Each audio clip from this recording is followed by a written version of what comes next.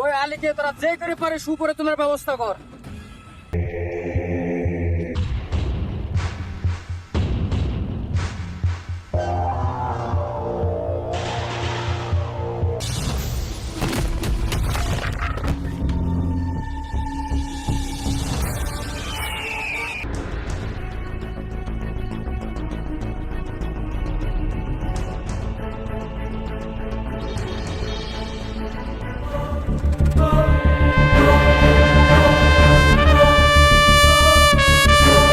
এই টপকের মার সাহেবকে ফোন কর।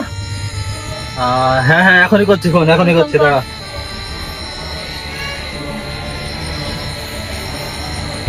হ্যালো মোড়ল সাহেব।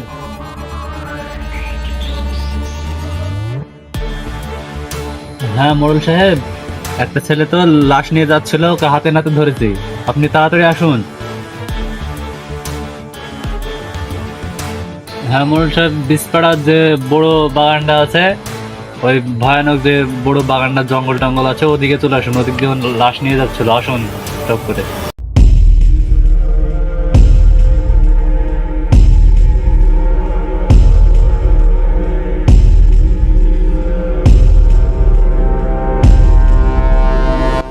রে রাজুকে তুই ধরে রেখেছিস, কি হয়েছে এখানে?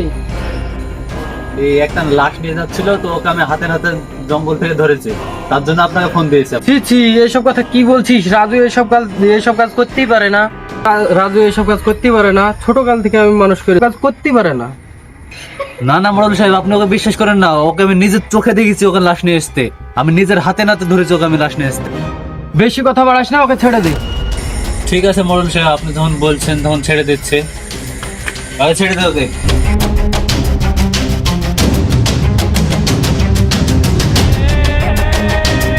রাজু দাঁড়া দাঁড়া দাঁড়া দাঁড়া দাঁড়া দাঁড়া। কি ব্যাপার, আমার উপর রাগ করেছিস নাকি তুই? বেশি নাটক করবেন না, বুঝতে পারলেন? আমার প্রেমিকাকে আপনারা দুই ভাই মিলে খুন করে এখন নাটক করতে এসেছেন, আমাকে ছাড়াতে এসেছেন। না ছাড়াতে পারলেও ঠিক করতো, কিন্তু আমাকে ছাড়াতে আসলেন কেন আপনি?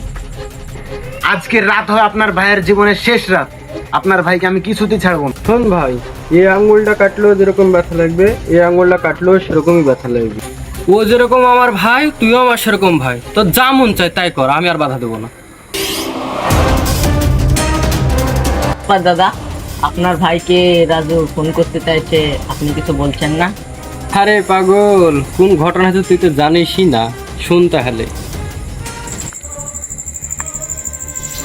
শালা দাদা তো এতদিন রাজত্ব করলো ভোটে, তো এবার আমি খানিক রাজত্ব করবো।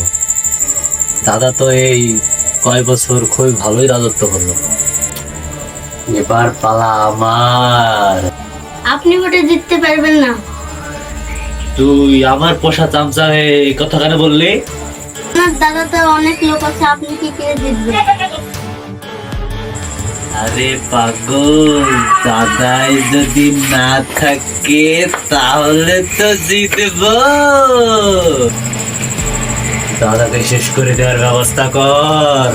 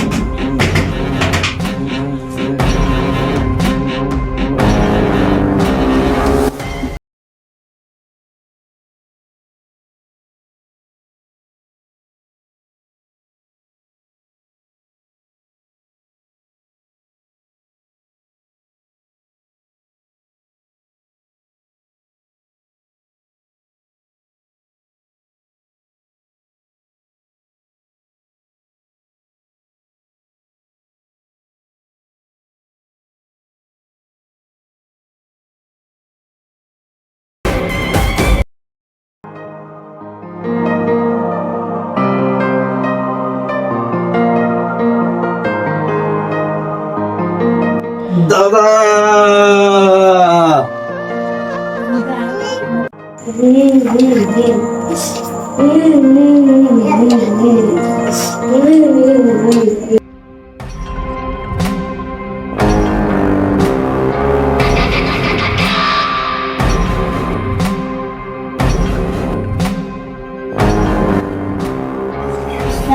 সব শেষ হয়ে গেছে, আকাশ দাদা মরে গেছে।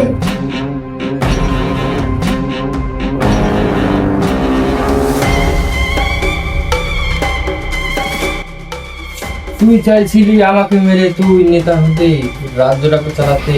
ছোটবেলা থেকে তোর সব ইচ্ছা পূরণ করেছি রে ভাই, এটা আর পারলাম না। তোমাকে যে মেরেছে দাদা, তাকে না মারা পর্যন্ত আমার জলও স্পর্শ করবো না, এটা আমি কথা দিলাম দাদা। শান্ত হো, শান্ত হো, শান্ত হো। তোমাকে যারা মেরেছে আমি তাদেরকে কিছুতেই ছাড়বো না। ছোট ভাইকে যেমন শেষ করেছি এবং বড় ভাইকে শেষ করে শেষ করবো। তাহলে তো আমার মনের ভেতরে যে প্রতিশোধের আগুন দাউ দাউ করে জ্বলছে, সেটা তারপরে জানি আজকে হবে ওই সুচানের শেষ দিন। কিছুতেই ছাড়বো না। সুচান, ও সুচান, বাইরে আয়, বাইরে আয়।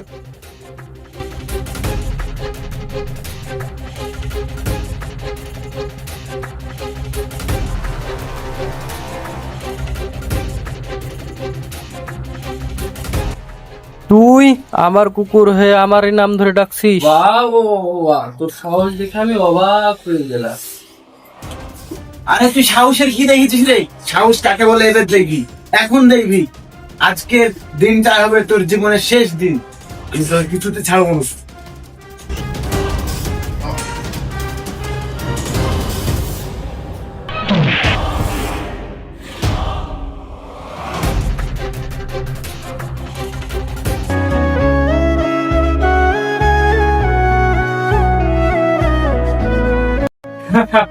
কি আমাকে মারতে চাইছিলি? আমাকে মার বলে দে, মার মার মার মার মার, আমাকে মারবি বলে মার। যাও লাশটা ফেলে দেওয়ার ব্যবস্থা কর।